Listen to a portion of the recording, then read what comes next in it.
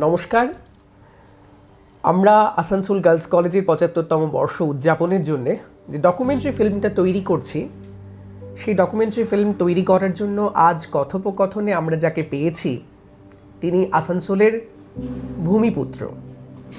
দীর্ঘ সময় ধরে এই আসানসোল শিল্পাঞ্চলে তার বড় হয়ে ওঠা এবং পরবর্তীতে শিক্ষকতাকে যখন তিনি পেশা হিসেবে বেছে নিলেন, অধ্যাপনার সূচনা আসানসোল গার্লস কলেজেই। তাই তার স্মৃতির স্মরণী বেয়ে আমরা চলে যাব ১৯৭০-এর একেবারে প্রথম দিকে, যখন বাংলায় একটা রাজনৈতিক উথাল পাথাল চলছে। সেই অগ্নিস্নাত সময়ের সাক্ষী আজ আমাদের মধ্যে উপস্থিত হয়েছেন অধ্যাপক দীপকমণি মুখোপাধ্যায় বাবু। স্যার, আজকে আপনাদের এই কথোপকথনে আপনাকে স্বাগত জানাই। আসানসোল গার্লস কলেজ ৭৫তম বর্ষ উদযাপন করছে, একটা দীর্ঘ সময়, এবং সেই যাত্রাপথে আপনার অবদান অতুলনীয়। কেমিস্ট্রি ডিপার্টমেন্টকে তৈরি করা, তাকে লালন পালন করা এবং যত্ন সহকারে কলেজ প্রশাসনেও আপনার ভূমিকা অগ্রগণ্য ভূমিকা রেখেছিল। কি মনে হয় যে এতগুলো দিন, এতগুলো সময় কলেজকে তৈরি করলেন, আজ যখন পিছন ফিরে তাকান আপনি কি তৃপ্ত কলেজ সম্পর্কে? ডক্টর অঞ্জলি রায় খুব দৃঢ়তার সঙ্গে খুব এভাবে এটা কলেজ থেকে পরিচালন করেছে। তবে তখনকার দিনে স্টুডেন্টদের সম্বন্ধে সম্পর্কে আমাদের যা ধারণা ছিল এখন আর সেটা নেই। স্টুডেন্টদের সঙ্গে আমাদের অনেক ভালো সম্পর্ক ছিল। এখন তো দেখছি যে স্টুডেন্টরা অত গ্রাহ্যও করে না, অত খাতিরও করে না, অত কেয়ারও করে না আমাদেরকে। যাই আমরা যদি যাই কখনো চেনে না, চেনা স্বাভাবিকও নয়, কারণ অতদিন পরে কি আর আমাকে কেউ চিনবে আমরা? কিন্তু আমাদের সঙ্গে যারা ছিলেন তাদের মধ্যে কেউ কেউ এখনও জীবিত, কেউ কেউ।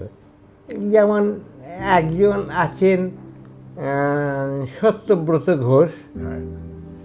সত্যব্রত ঘোষ বেঁচে আছেন এখনো।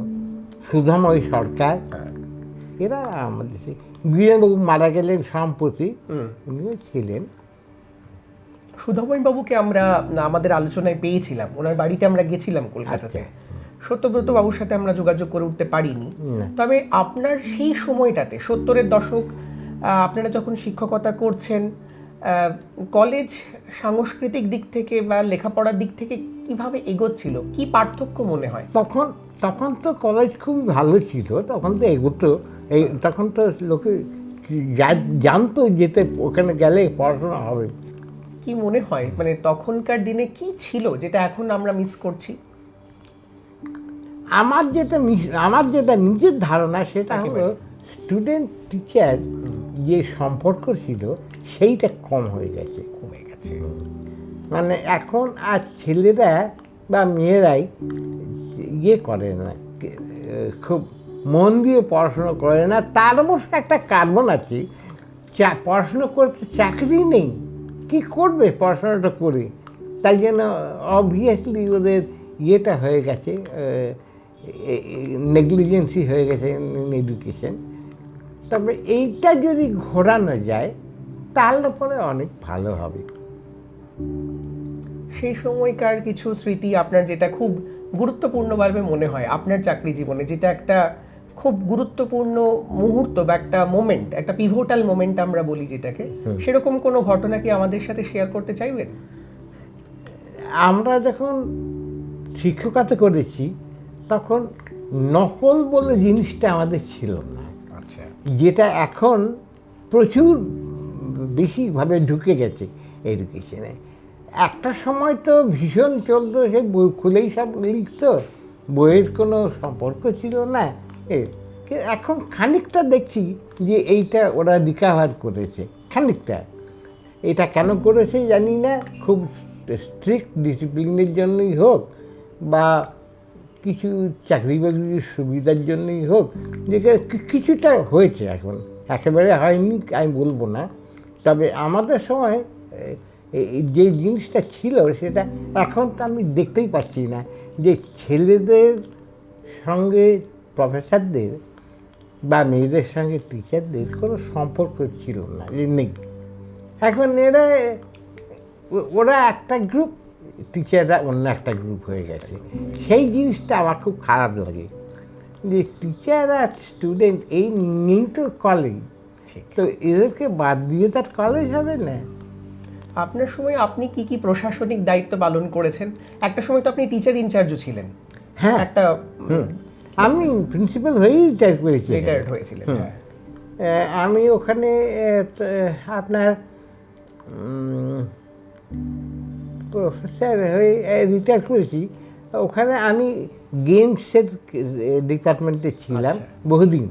সেই সময় খেলাধুলার পরিবেশ কেমন ছিল কলেজে, কিছু যদি বলেন, মানে ছাত্রীরা কি সেরকম অ্যাক্টিভলি পার্টিসিপেট করতো? আমরা হ্যাঁ, অ্যাক্টিভ পার্ট বলতে আমরা কলেজে যখন পড়তাম তখন কলেজে 2-4টে টুর্নামেন্টে আমরা অংশগ্রহণ করেছি। অঞ্জলি রায় খুব ভালো খেলতেন।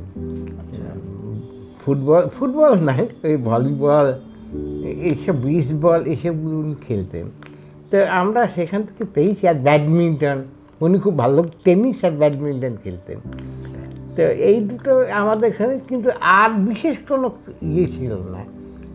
আসানসোল গার্লস কলেজে কোনো গেমস সম্বন্ধে আর কোনো অত ইন্টারফারেন্স ছিল না।